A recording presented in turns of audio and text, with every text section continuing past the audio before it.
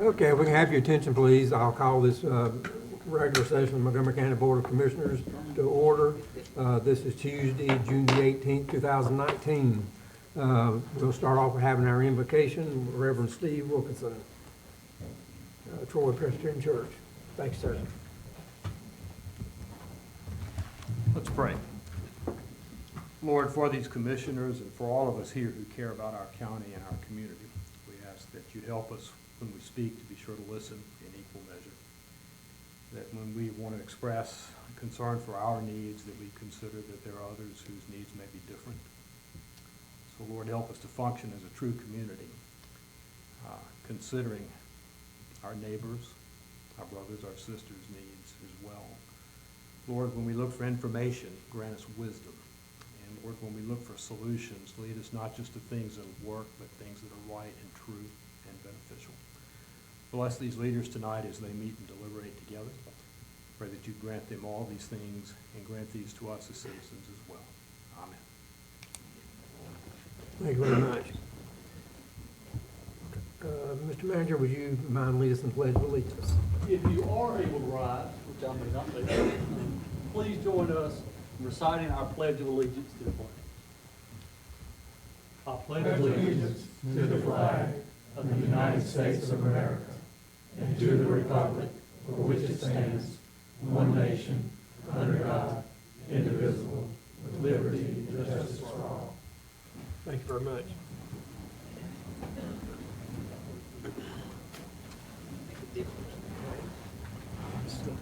I need a motion to approve the agenda. So moved. Motion made by Commissioner Matheny to approve the agenda. Second. Second by Commissioner Robinson. Thank you.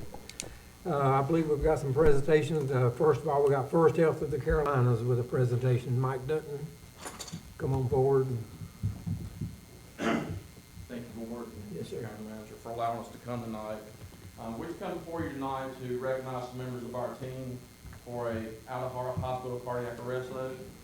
So about 400,000 times a year, cardiac arrest patients happen outside of the hospital, and about 90% of those pass away. So anytime we have what we call a cardiac arrest saved, we want to recognize those members of our team. So tonight I have those members of our team here. Sorry. So one of the most important parts of the team that often gets overlooked is the telecommunicators. So our Montgomery County telecommunicators that work at 911 play a pivotal role in this because they're first step. So these two, Emily Dennis and Shane Latham, they'll come forward. They're part of the 911 system here, and they received that call on April 19th. They received that call that day and gave instructions to the bystander who happened to be the boyfriend of the patient, and he was able to begin cardiac compression. When we have cardiac compression by a bystander, that survival goes up about 45%. So big difference between 10% and 45%. So another important part of our team here in Montgomery County is law enforcement. So law enforcement are already in a vehicle and in a district, and this call happened to be in Canada. So our chief in Canada happened to be in his vehicle and close by, and he responded immediately, and he took over compressions. So Chief Jody Makers.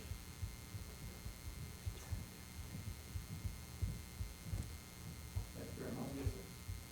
He was a very important part because you have to arrive at these patients within 46 minutes to begin compression, to circulate the blood, that circulates the oxygen, to keep the brain alive. So it doesn't matter if we save these people if the brain doesn't function, because this arrest and any arrest that we consider to be a successful resuscitation has to be able to leave the hospital and resume a normal life, not as a vegetable in a nursing home. These people, and this person in particular, left that hospital and returned to the normal life function here in Montgomery County. So another law enforcement officer that night was with us. This all happened at 1 o'clock in the morning. The other law enforcement was with us was Deputy Jose Cruz.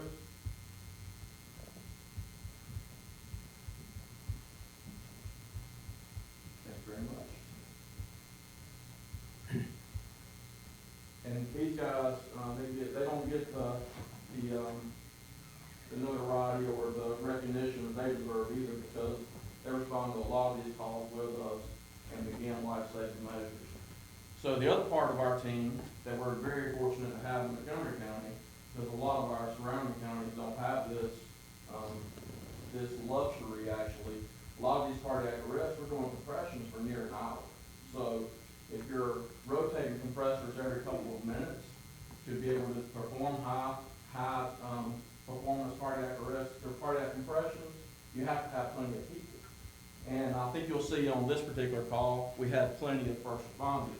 So not only our 2 law enforcement officers, but we had members of our rescue squad that responded as members of the squad portion of the rescue squad that are now responding to medical calls to assist us on this. So Cameron Batten, this name's going to ring out about 3 times too, so thank you very much, sir. Nicholas Batten.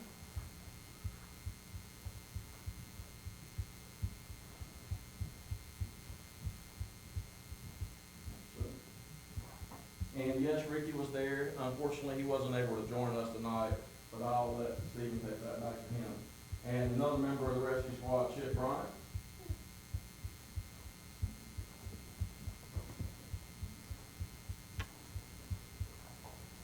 Sir. And also a member of Montgomery County Rescue, Weston Lineberry.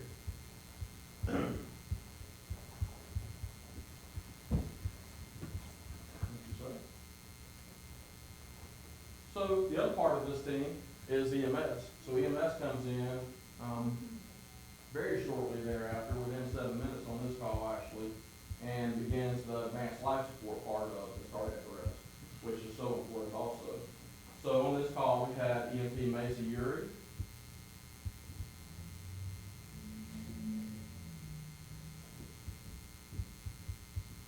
Thank you very much. Great job. Paramedic Scott Kirk.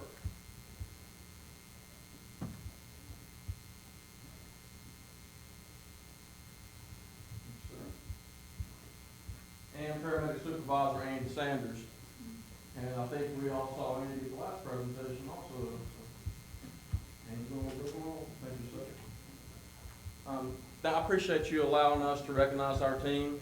And honestly, it is a team. No single part of this can get this done by themselves. So it takes a whole group of us to get this type of stuff done. And this is an amazing feat. Like I said, less than 10% of those cardiac arrest patients survive outside the hospital. And for this to happen here in Montgomery County, it's a very great thing. I appreciate it very much. Give these guys a hand.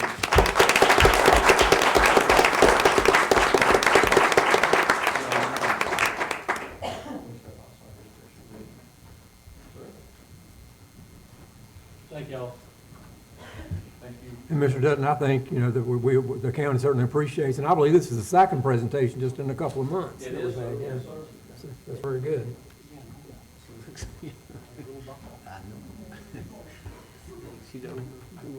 Appreciate everybody attending. We now have a presentation by the U.S. Census Bureau, Mr. Eric Edelheit. Is that correct? Edelheit, did I get that right? That is correct, yes, thank you. My name is Eric Edelheit. I'm from the U.S. Census Bureau based out of Durham County, North Carolina. I'm here with some fellow partnership specialists, Sharon Covington out of Cumberland County, and Ricky Farmer out of Mecklenburg County. Forsyth County, I'm sorry. There's so many of them. Thank you, County Commissioners and the County Manager, for allowing me to come before you and speak today about the importance of the 2020 census.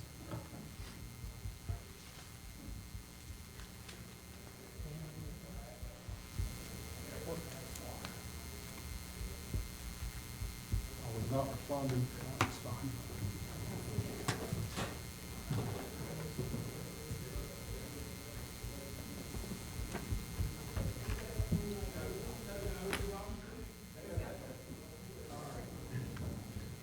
So we are based out of the Atlanta Regional Census Center, and Atlanta is responsible for North Carolina, South Carolina, Georgia, Florida, Alabama, Mississippi, and Louisiana. The goal of the decennial 2020 census is to count everyone once only once, and in the right place. Everyone counts. The census was conducted every year since 1790, and it's required by the U.S. Constitution, Article 1, Section 2. And in 1790, there were 3.9 million inhabitants counted. Today, in the United States, there's about 328 million people. And it is the 24th decennial census that is coming up in 2020. The 2020 census design, as you can see from this example here, right now we're motivating people to respond, but previous to that we conducted a review of the nation's addresses, so we sent around address listers to make sure that the dwelling in front of them had an address and it was correct in the database. Right now we're going around and motivating people to respond, giving presentations, and telling people to have outreach with their communities. Next year, we will count the population on April 1st, that is the census day. And then at the end of 2020, December 31st is when we give the results to the president. And then by April 1st of 2021, that's when the results are released for redistricting. So why do we ask you to take part in the census? One, it's for political representation. The census is constitutionally mandated for reapportionment of Congress, and census results are used for redistricting at the national, state, and local levels. After each census, the state officials use the results to redraw the boundaries of their congressional and state legislative districts, adapting to the population shifts. And secondly, and very importantly, the impact to the community is about money. Over $675 billion per year is dispersed to the states and local governments, and that's over $4 trillion over the decades. So technically, for North Carolina, it's about $1,600 per person. So each person that does not get counted, North Carolina loses roughly about $1,600. So the apportionment of the United States House of Representatives, there's 435 members, and only 435. It can be no more or no less based on the population. So each state, North Carolina, as you know, has 13. The last time we gained a representative was in 2000. We're hoping to gain one more representative in this coming decennial census. As you can see there, the big blue state, Texas, gained 4 seats in the last census. And states like New York and Ohio lost 2 seats. So if somebody loses, someone else has to gain. It's all 435. So we're hoping that North Carolina, getting everyone counted, can get up to 14 seats in the House of Representatives. Montgomery County versus North Carolina response rates. Back in 2000, Montgomery had 47% response rates, and the state of North Carolina had 69%. Over the 10 years, we boosted that up to 76%, equaling North Carolina's 76% as well. So the governor has said that he would like 82% counted. 100% would be ideal, but 82% is the goal for all 100 counties in North Carolina. A big thing that concerns a lot of people is the privacy and confidentiality of the information that they give to the census. So under Title 13 code, all Census Bureau employees swear a lifetime oath to protect the respondent data. It's a felony for any Census Bureau employee to disclose any confidential census information during or after employment, and the penalty for wrongful disclosure is up to 5 years imprisonment and or $250,000 fine. So we protect information by taking precautions in how we collect, analyze, and disseminate information. The Census Bureau has a strong program to protect information as they collect and process and store the data in secure IT systems. And Census Bureau encrypts information, limits access, and actively monitors systems to make sure information stays secure. It's important to note that we'll never ask for your full social security number. We'll never ask for a money or donation. We'll never send requests on behalf of a political party. Census Bureau is nonpartisan. And we'll never request PIN codes, passwords, or similar access information for credit cards, banks, or other financial institutions. The Census Bureau conducts more than 100 surveys, including other census data, throughout the decade. So it depends on the year, if it ends in a 2, a 5, and a 7. It depends what survey goes out. And a lot of these surveys have to do with demographics, such as age, sex, marital status, education. There's also important business and industry data, and a lot of geographic levels, state, nation, country, all the way down to the census block. So one of these important ones is the American Community Survey, which used to be the long form of the census, but they changed that in 2010 to make the census shorter. And the American Community Survey goes out to about 3.5 million people per year. So census data information is used in many ways. For instance, forecasting future transportation needs, determining areas eligible for housing assistance and rehabilitation loans, and assisting tribal, federal, state, and local governments in planning and implementing programs in education, healthcare, transportation, social services, and emergency response. So how the census will invite everyone to respond. We're doing something brand new this year that's never been done. We are asking the majority of respondents to reply by the internet. So how this will be done is a postcard will be sent out in the beginning of March, and that postcard will be addressed to the address. It won't be addressed to anyone living there. It's strictly an address, and we'll have a barcode on there. And you can take that postcard, go online, enter in that barcode, and then you can enter in your information. For those who don't have access to internet or not familiar with how to use the internet, they will have the option to use a toll-free number to call and give their answers to someone at the census. And if they're not comfortable with either of those, they can call the toll-free number and request a paper ballot that can get sent to them. But they are assuming that about 95% of the households will respond online for the census in 2020. How this will work, the beginning of March, they will send an invitation to respond, and some locations will receive a paper questionnaire that will be people in, say, remote Alaska or Maine that don't have easy access to the internet. The middle of March, a reminder letter will be sent to you to respond to the census, and as soon as they get that postcard, they can go online and fill out the information. They don't have to wait till April 1st to do that. And later April, late March, beginning of April, another reminder postcard will be sent if your responses haven't been recorded. And then the beginning of April, reminder letter and paper questionnaire, and then finally a reminder postcard will follow up before they attempt to go to the residence and see if anyone's there to try and get answers for their census form. Every household that hasn't already responded will receive reminders and will eventually receive a paper questionnaire. And it doesn't matter which initial invitation you get or how you get it, we will follow up in person with all households that do not respond. So some of the target populations that we want to look for are listed here. And one of the biggest one is children under 5 years old. It's been reported that that 1 million children in 2010 were not counted in the census. So that Head Start money is not going out there, school lunches, those kids aren't getting counted, and that money's not getting allotted to those kids.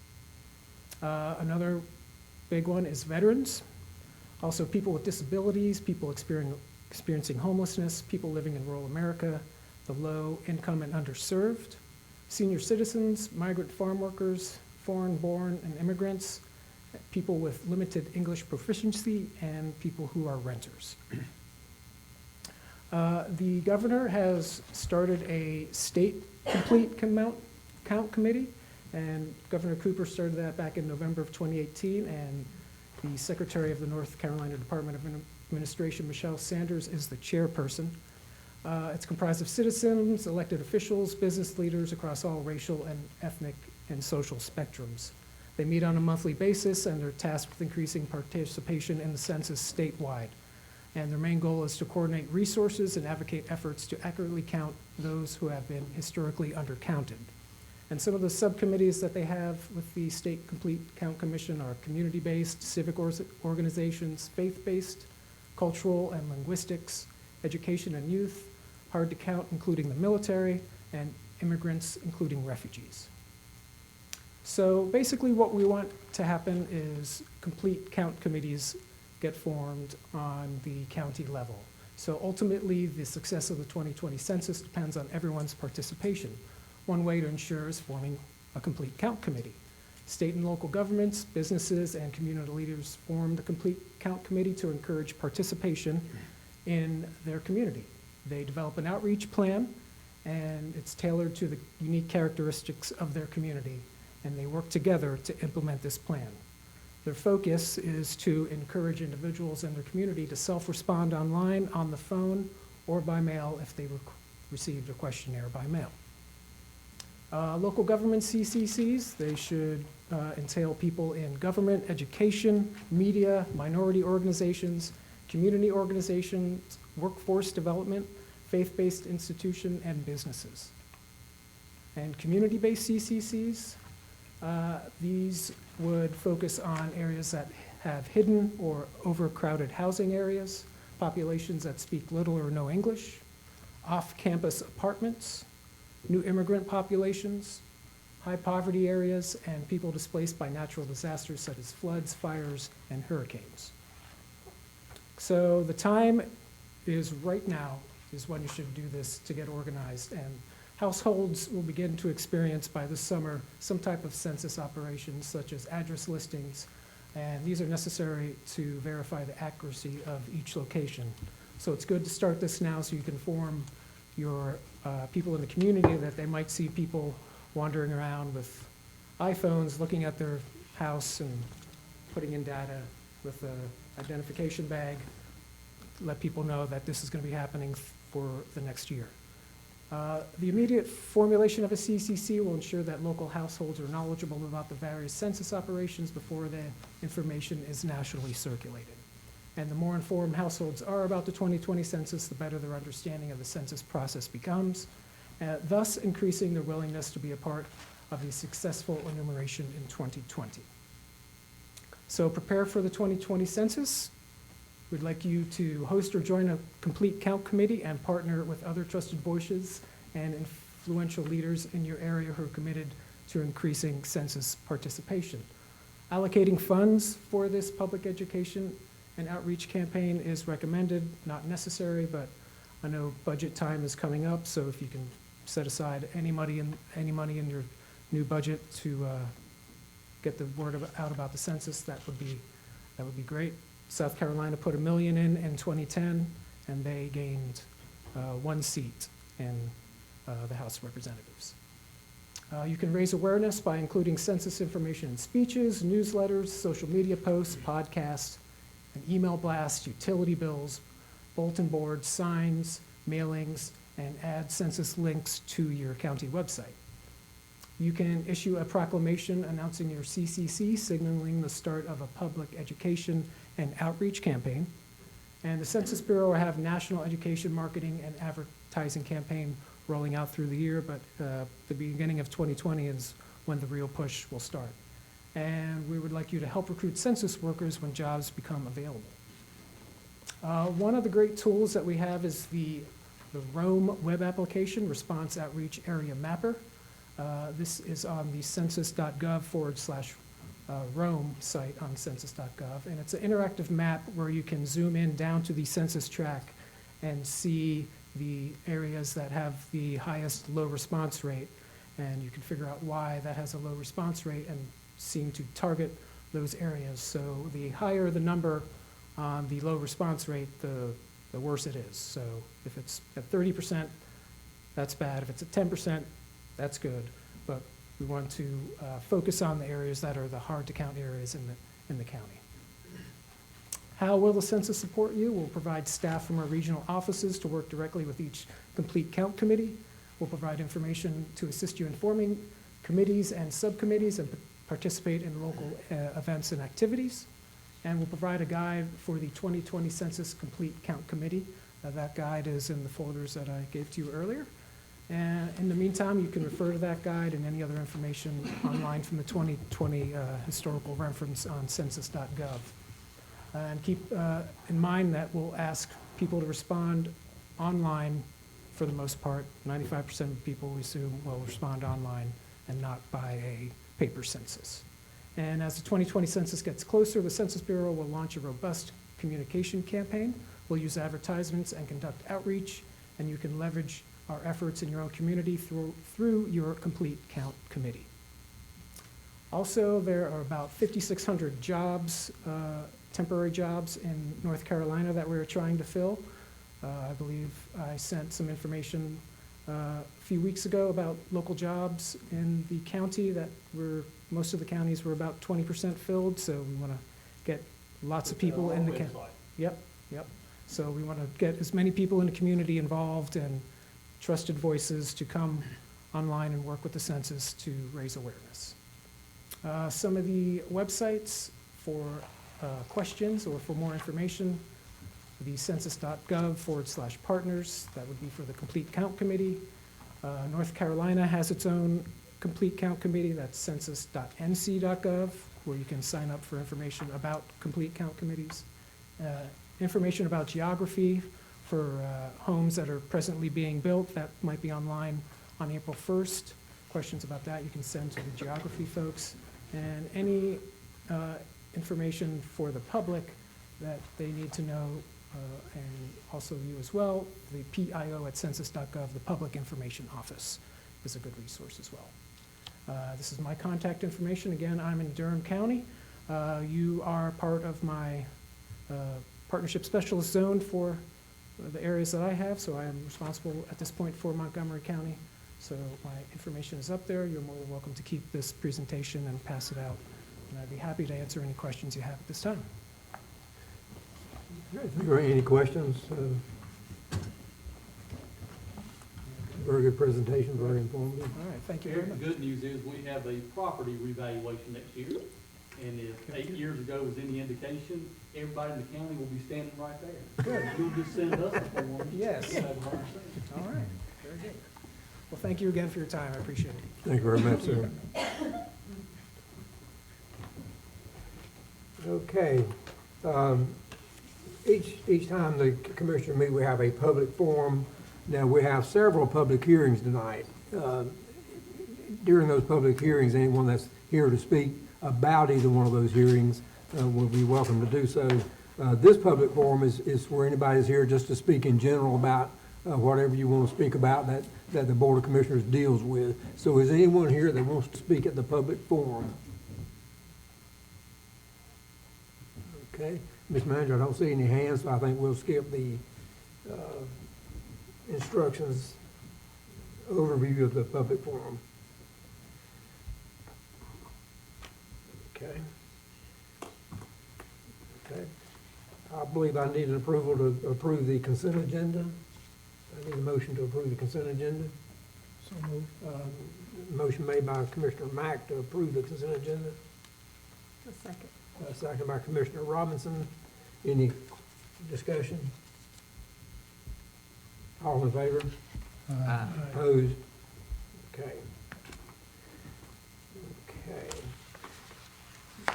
Okay, we've got 3 action items. We've got, as I say, we've got several public hearings, some of which will require this board to recess and reconvene.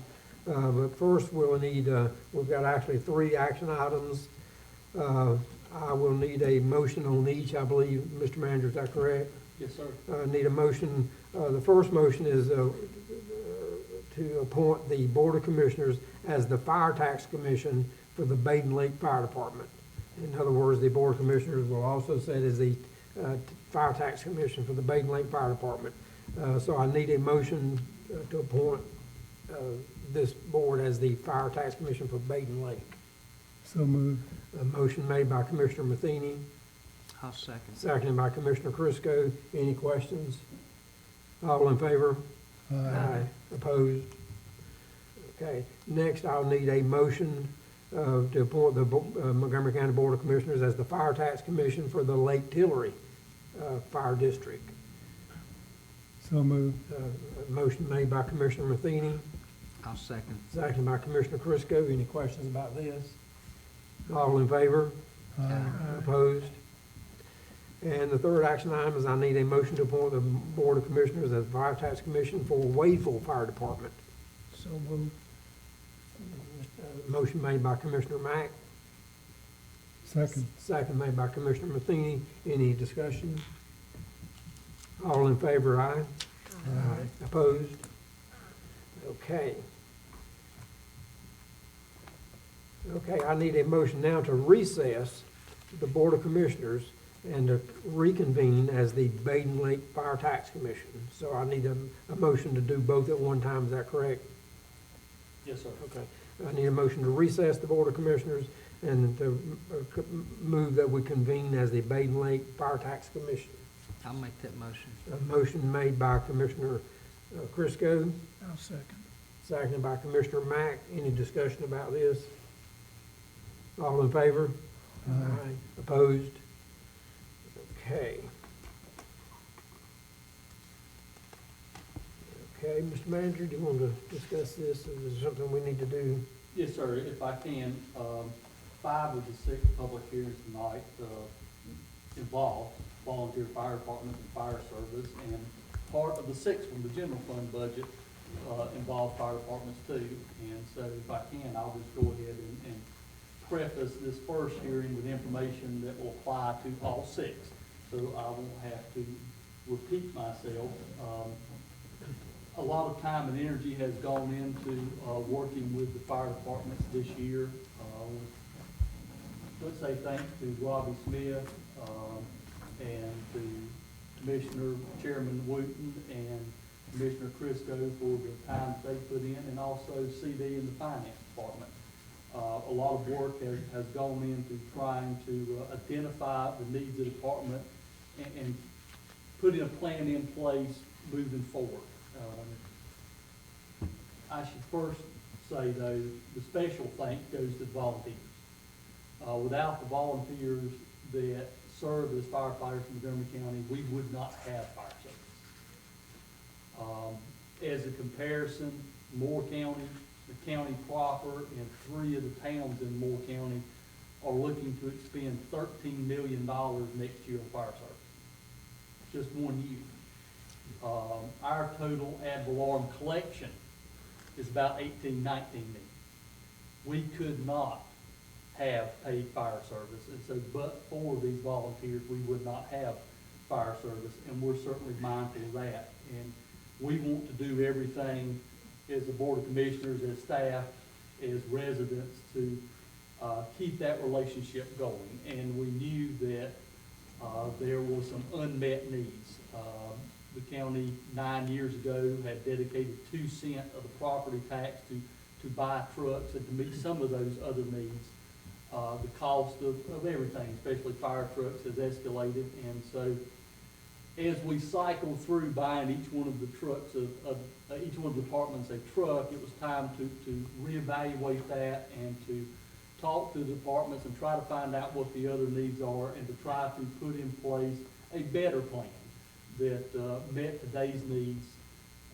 It's certainly the plan that's put in place is not going to meet all the needs by any means, and it's going to be continued to be a work in progress.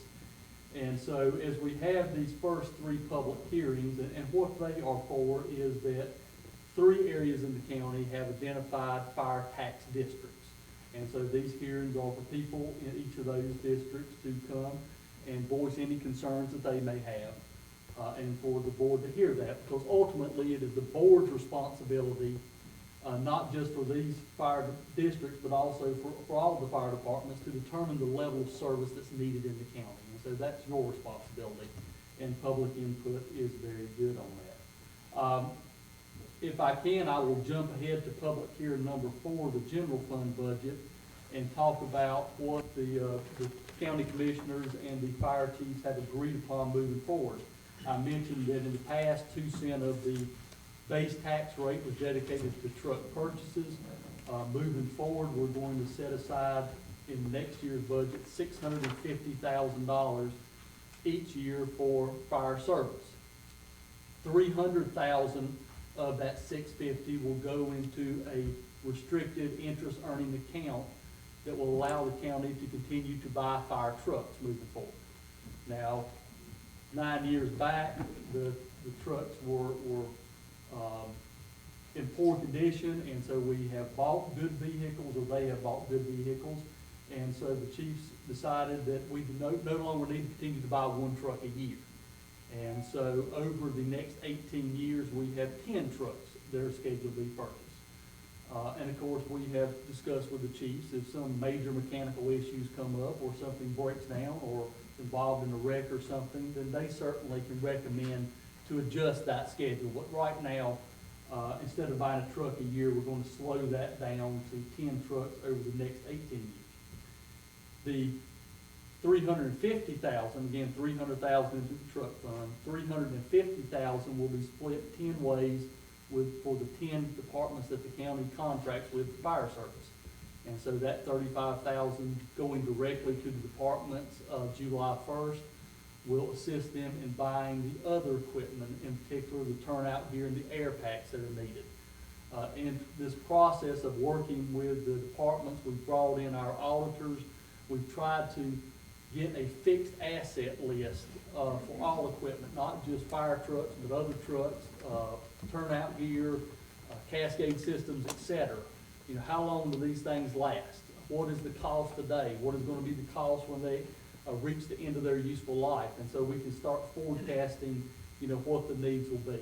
And so this $35,000 to each department is to help them meet those other equipment needs. In addition to that, Robbie Smith, as his job as EM director, is going to be available to help these departments get to grants. Again, they're volunteers, they have jobs, but there are grant funds available through the state to match up to 50% of the purchases. And so one of Robbie's responsibilities next year will be to try to offset the cost, at least by 50%, hopefully, as we make purchases. And so that, in a nutshell, is what the county and the chiefs have decided to do as far as the county expenditure of funds, slow down the truck purchases, allocate funds directly to the department to be used for this, and provide the resources for somebody to help them get the grants, and also for the county to perform the audit. And so our auditors, Thomas, Tucker, and Judy, that have gone out and met with all departments, they will be doing the audits for the 5 non-municipal departments. And so for these 3 districts, they will not have to cover that cost. Again, it's a work in progress. We learn more every time we get together, and so the plan evolves. But I certainly appreciate how they've embraced us. You know, we're not trying to meddle necessarily. We're just trying to help the county as a whole. We're all on the same page there, that we recognize that we don't have the resources that other counties have, and we certainly want the service, though, and we appreciate what they do. With that said, the first public hearing is Baden Lake Fire District in your packet, the commissioner's packet, and I think the clerk's putting it up. On the screen here is the budget submitted by the fire department. The 5.5 cent tax rate in Baden Lake generates approximately $500,000. As we work through this process next year, we want to kind of apply the same principles that we use for the county trucks to these districts. And that is, okay, if we are going to extend the life of a fire truck out 27 years, and I should stop for those who are not familiar with it, the county supplies 2 fire trucks to all 10 departments. The districts, the 2 existing districts, Baden Lake and Lake Hillary, have equipment above and beyond. Now, all the departments have some other equipment, but then in particular have district-owned fire trucks and et cetera. And so as we look to put in the county-owned vehicles to 27 years, if we apply that same formula to their equipment, 20 years for trucks other than fire trucks, 10 years for air packs, 10 years for turnout gear, what will be the financial needs of the department? Just in what we have accumulated to date from the auditors is basically $90,000 of their $500,000 should be set aside to meet capital expense. Well, that doesn't sound like a tremendous amount, but Baden Lake, as a startup fire district, had to go out and borrow money to build their buildings and buy their initial equipment. And so they've not been able to put aside the funds over the years. Now, they've done a fantastic job. They've paid down their debts to to keep taxpayers from having to pay an interest. And so they've done a wonderful job, but looking at it holistically, right now, if you put all of their equipment on a depreciated life, they should have $1 million in the bank, looking forward to these expenditures. And again, they don't have that because they've been paying debt on the old stuff. But the tax rate really needs to be a pay-go model, that you're setting aside enough money each year off that tax rate, so when you have that next truck purchase, that next turnout here, you have the money on hand, so taxpayers don't have to pay interest. If you have to go out and borrow $400,000 for a fire truck, and they finance it for 5 years, you're gonna pay $50,000 in interest. Well, if you buy 8 fire trucks over time, you could have got the 9th one for free for what you're paying in interest, so that's where the tax rate needs to be. Again, we will work with them this year. $90,000 should be set aside, at the rate to catch up to the depreciation. They need to set aside about $165,000 a year, in addition to the 90 to do catch-up. Well, that obviously eats into their operating budget. So it's just a snapshot picture right now. Baden Lake is underfunded. The tax rate needs to be higher to meet those needs. In addition to that, Baden Lake, because of the number of stations and the community up there, they've had to migrate to some paid firemen, and that obviously is an additional cost. And so we will work with them closely.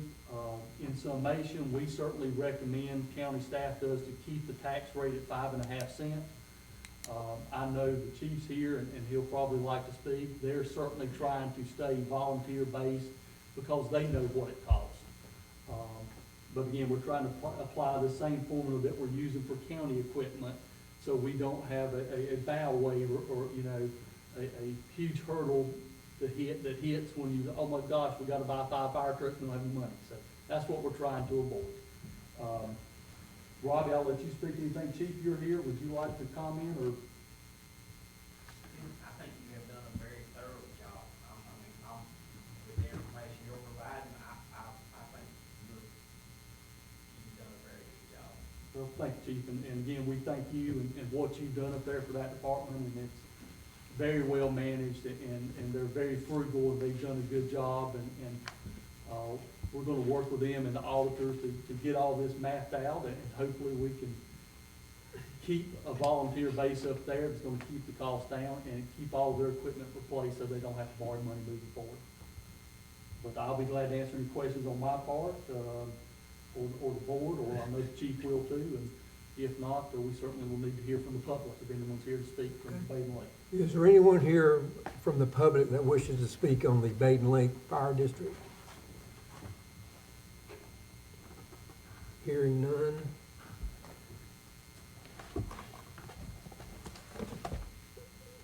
So I need a motion to recommend the budget.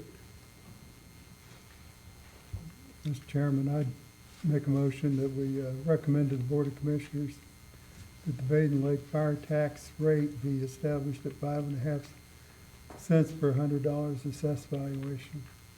Motion made by Commissioner Matheny to make the tax rate at 5.5%, is that correct? 5.5 cents. 5.5 cents, okay. I'll second that. Seconded by Commissioner Crisco. Any questions? I'd just like to make a couple of comments, Mr. Chairman. One, to echo what the manager said about volunteers, and Chief Pierce, we appreciate your service and the service of all the volunteers in the fire department. We live in your district and feel very secure about fire protection and emergency response services that we have there.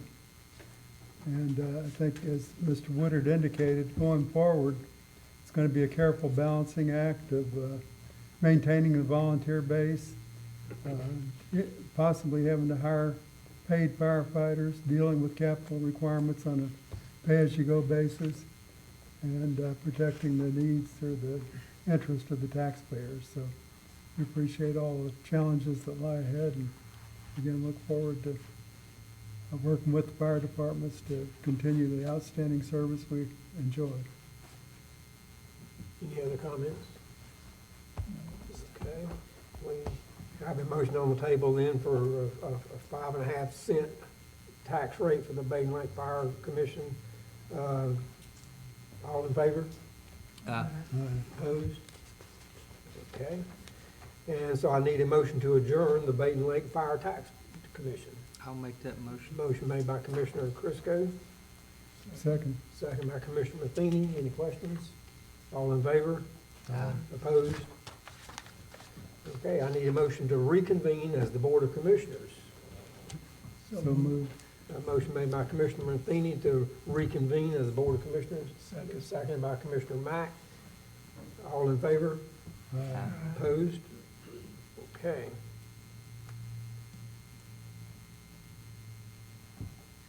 And I think now you need to recess as the commissioners, which it seems to be flip-flopping back and forth for the audit, but I guess the rules of order here that you have to exit one and go back to the commissioners, for the commissioners to now recess the meeting to convene as the Lake Tillery Okay. Fire Tax Commission.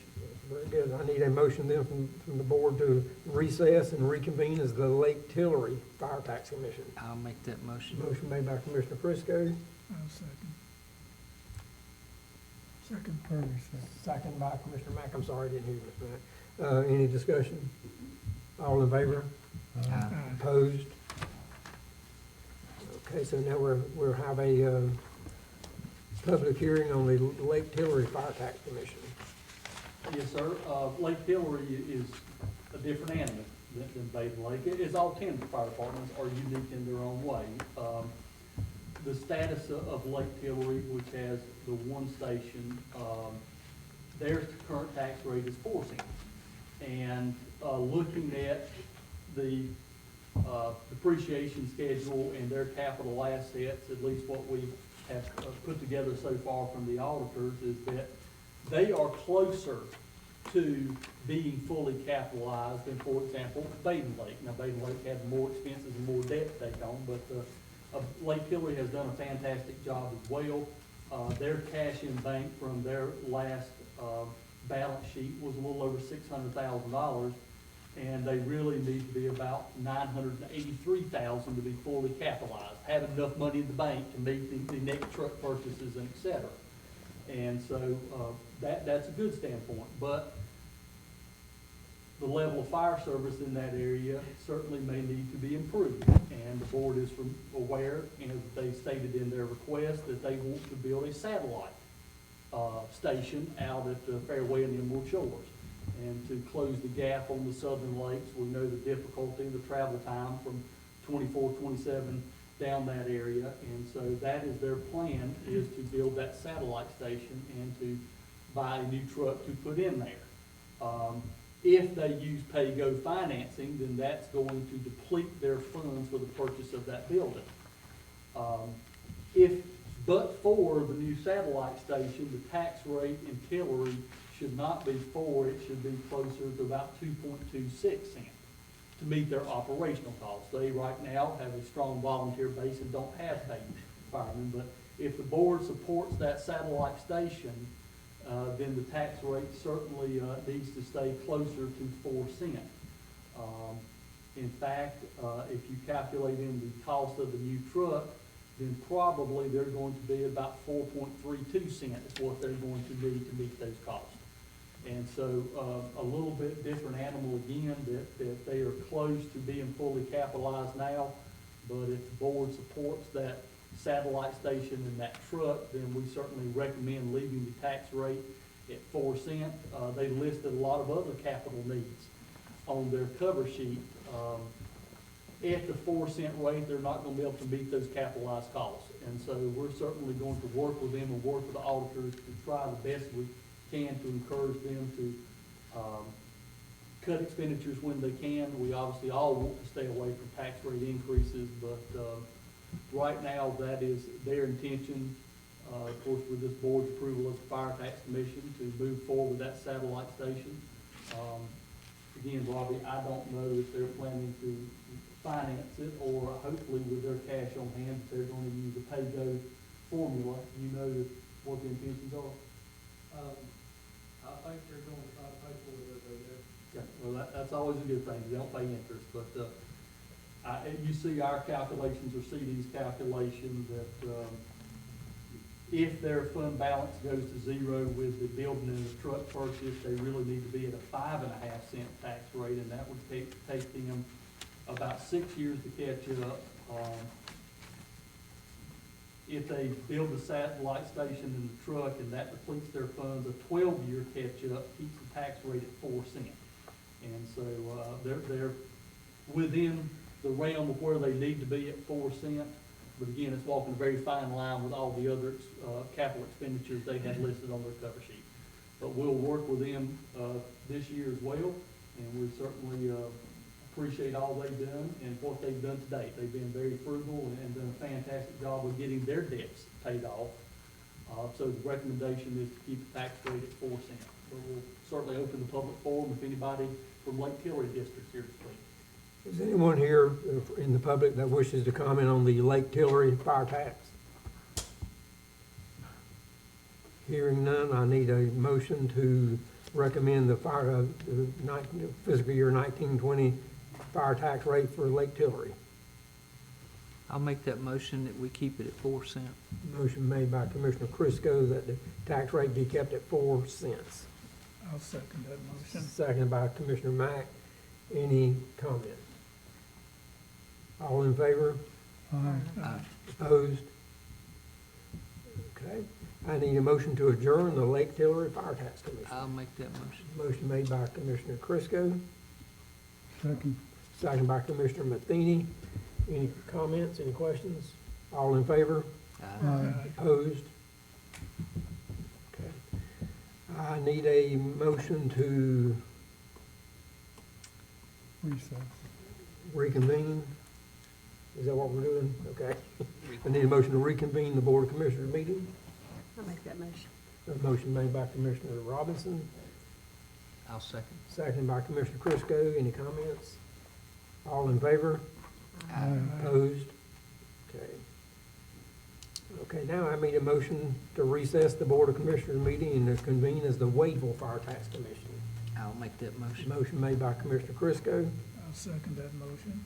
seconded by Commissioner Mack. Any discussion? All in favor? Aye. Opposed? Okay. Now we're gonna begin a public hearing for the Wadeville Fire Tax Commission. Yes, sir. I think by now everybody's kind of got the gist of it, so I will kind of breeze through this one. Wadeville is our newest fire district. The voters there voted in a fire tax. It's up to the Board of Commissioners to determine the level of service and taxation to meet that level of service. The department presented a budget request of $46,900. That was done prior to our working with the chiefs as a whole and the county allocating $35,000 to each department. So if you subtract the $35,000 that's going to be contributed through this new plan, that leaves an unmet need of $11,900. The staff is recommending a tax rate of 1 cent for that district, which will generate roughly $19,000, $18,925. That exceeds their requested amount by $7,000. But they're in the same situation as Baden Lake and Lake Tillery. They have other needs. And while that $35,000 is for equipment, we want them to be fully capitalized as well. And so we will be working with them to restrict those funds in order to be able to make purchases for turnout gear, air packs, et cetera, moving forward. Based on a 1 cent tax rate and their current operational cost, within 7 years, they should be fully capitalized to maintain the status quo. And so the recommendation for the Wadeville fire tax is a 1 cent fire tax. Okay, thank you very much.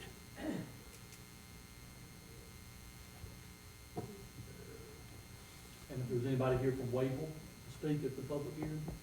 Yes, is there anybody in the public that wishes to speak at the public comment period from Wadeville? Okay, hearing none. I need a motion to recommend the tax rate for the Wadeville Fire District. I'll make that motion that we set it at 1 cent. Motion made by Commissioner Crisco to set the Wadeville fire tax at 1 cent. I'll second that motion. Second by Commissioner Mack. Any discussion? All in favor? Aye. Opposed? Okay. I need a motion to adjourn as the Wadeville Fire Tax Commission. I'll make that motion. Motion made by Commissioner Crisco, Second. Second by Commissioner Matheny. Any discussion? All in favor? Opposed? All right. So now I need a motion to reconvene as the Board of Commissioners. I'll make that motion. Motion made by Commissioner Crisco, I'll second. second by Commissioner Mack. Any discussion? All in favor? Opposed? Okay, That was complicated, Mr. You Manager. will not have to recess again, you can adjourn. Public hearing number 4 is the county budget. The budget is in the packet, it's been available before our May meeting. This is our second public hearing. In that budget package, you have the tax rates for the 3 districts. They are 5.5 cents is the recommendation coming from the commission for Baden Lake, 4 cents for Lake Hillary Fire Department, and 1 cent for Wayville.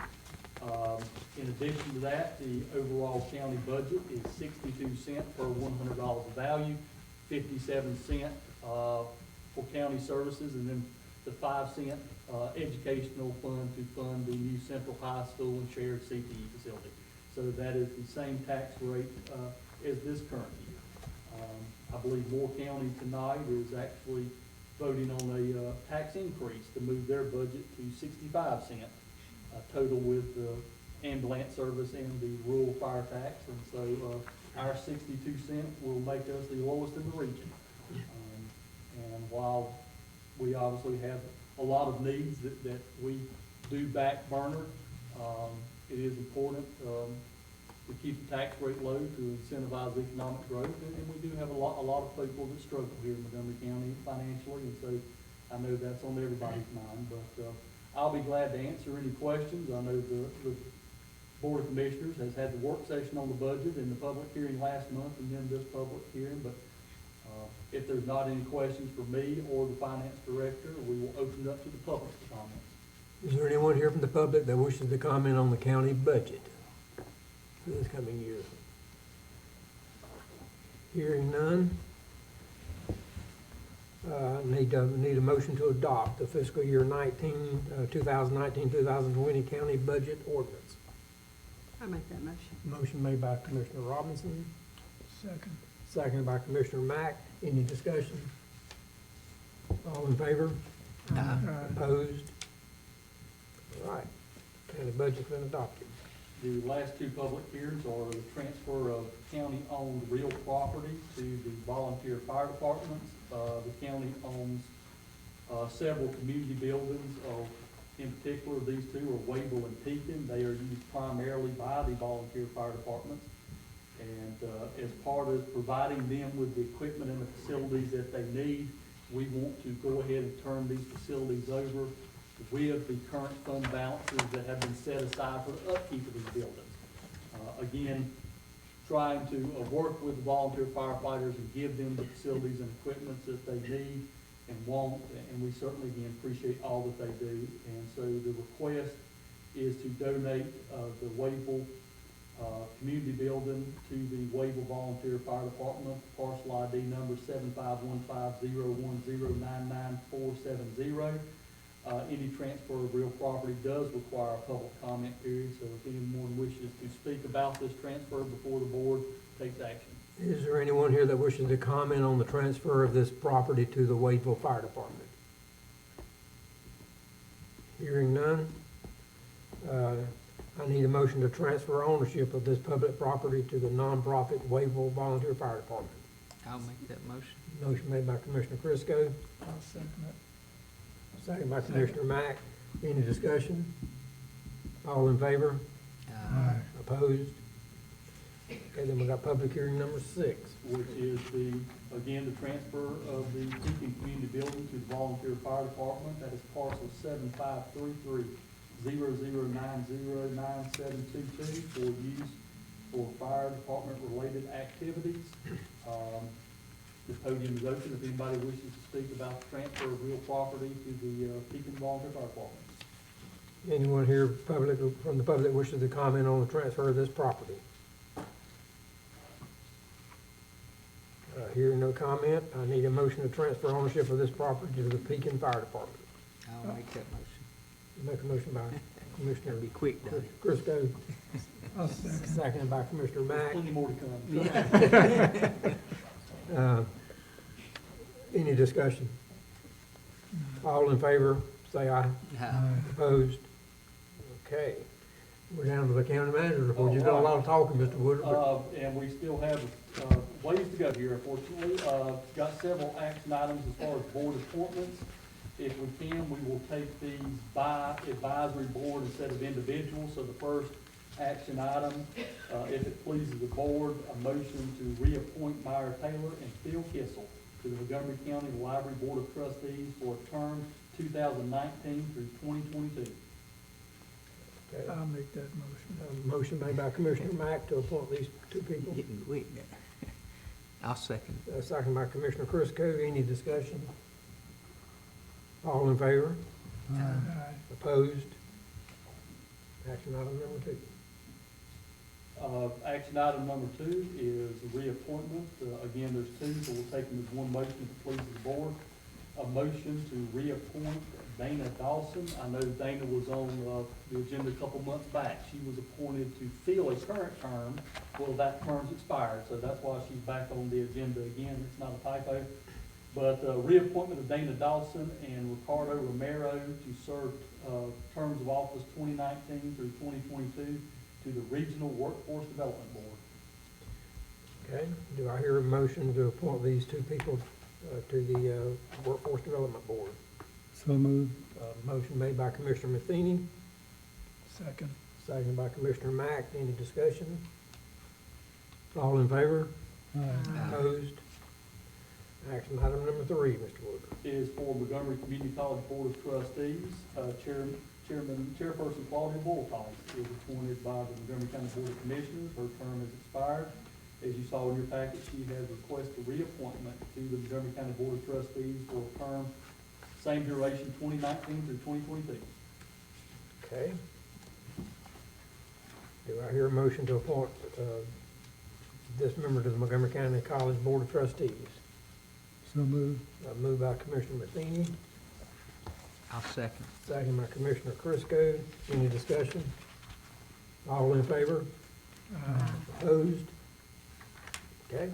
Item number 4. Action items number 4 and number 6 have to do with water projects. I guess we should have put those together for you, Chief, so you don't have to come on up. But if you'll come up, I'm gonna, if it pleases the board, skip ahead to action item number 5 so that he can stay and address both of them. Action item number 5 is the Juvenile Crime Prevention Council program funding.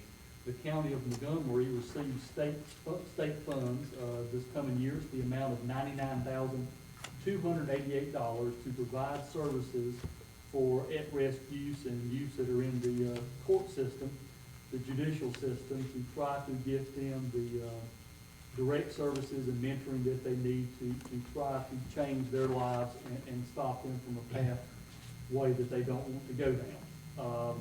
Several years ago, Montgomery County Schools stepped up and started providing those services, and in their time of management, we've seen a drastic turnaround, and students are receiving better help and less kids having to go through the program, and so the county is very supportive of that. The JCPC Council met this morning. Finance Director C.D. Krebs is the chair of that meeting, of that board, and they voted to continue the partnership with Montgomery County Schools. And so you see the memo that is at your desk. Again, they met this morning while it's not in the packet. It is an action item. The clerk will upload that memo. But the motion would be to accept the committee's recommendation to keep Montgomery County Schools as the provider for the state grant for FY 20. Okay, so we're making a motion for action item number 5 to continue this cooperation with the Montgomery County Schools. Is that correct? Yeah, for JCP. Okay. Do I I hear a make that motion? motion. Motion made by Commissioner Robinson, Second. seconded by Commissioner Matheny. Any discussion? All in favor? Opposed? Okay, so that brings us to items 4 and 6, is that correct? Yes, sir. Action items 4 and 6, I believe Chris is going to. Thank you, Chairman. Action item 4 is, requires a motion to accept the state funding for raw water rehab project that we applied for state assistance, funding assistance last fall. And similar to the previous three, we received 50% either grant or principal forgiveness. It's a roughly $1.6 million project, and half of it being grant money and principal forgiveness, the other half being loan. And so this motion would make assurances to the state that we're going to follow all rules and procedures, and also acknowledge that we understand them and are willing to accept funding for a total of $1,564,600 to rehab the mechanical systems at the raw water pump station. Okay, so this motion is for action item number 4, I guess. It's a resolution to accept the state funding offer, is that correct? That's correct. I'll make that motion. Motion made by Commissioner Crisco. Second. Seconded by Commissioner Matheny. Any questions? All in favor? Opposed? Thank you. Thank you, Chairman. And the next action item, in anticipation of that funding and accepting that funding, we issued a RFQ for engineering services. This will be professional services to design, bid, permit, and do construction administration over the project. We've received 2 responses, both from firms that we currently do business with, and staff's recommendation is to move forward and negotiate terms with the Wooten Company for an ESA, engineering services agreement. And if we are successful in negotiations and it's within budget, to allow staff to execute that agreement and move forward with the project. Okay. So we actually need a motion to authorize negotiation with the engineering firm, the Wooten Company. Mm-hmm. And for anybody to say, nobody's related to me in that company. Yes, sir. That's the rich set of Wootens. I'll make that motion, as long as you're not connected. I'm not involved at all, rest assured. Motion made by Commissioner Crisco to authorize negotiation with the Wooten Company.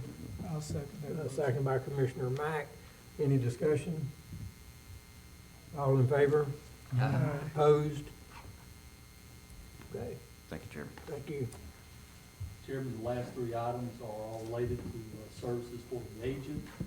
Action item number 7, the Montgomery County Council on Aging, as you know, has shifted from providing block grant programs like Meals on Wheels to the food pantry and becoming a food hub here in Montgomery County.